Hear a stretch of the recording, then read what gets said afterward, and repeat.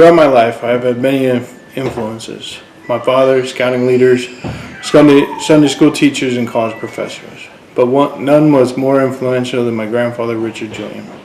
Through him, I learned a love for the outdoors. He is the reason I got into archery and bow hunting. When I was 13, I purchased my first bow.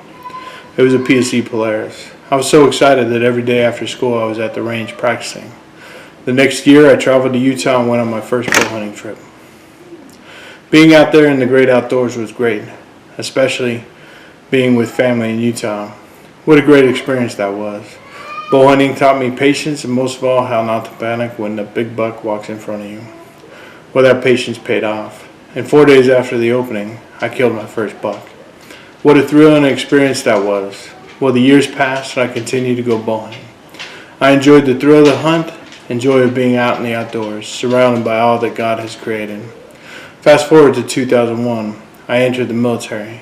My world was turned upside down. Our nation was going to war. So for the first 5 years in the military, I did not do much bow hunting. After I came back from Afghanistan in 2005, I decided it was time to get into bow hunting again. That year I purchased a new bow, a Mathews Solo Cam. The compound bow was the switchback. Boy, did I love shooting that bow. It was the smoothest and quietest shooting bow that I've ever shot. I was in heaven. In 2014, I was ready to get a new bow. My son was 18 and I talked to him about bow hunting.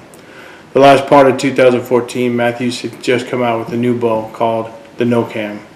I found a dealer and went and shot the bow. Boy, was I in love. I purchased the bow. I restrung the switchback and gave it to my son. We started shooting every chance we could. One weekend we were shooting and my son Robin Hooded one of his arrows.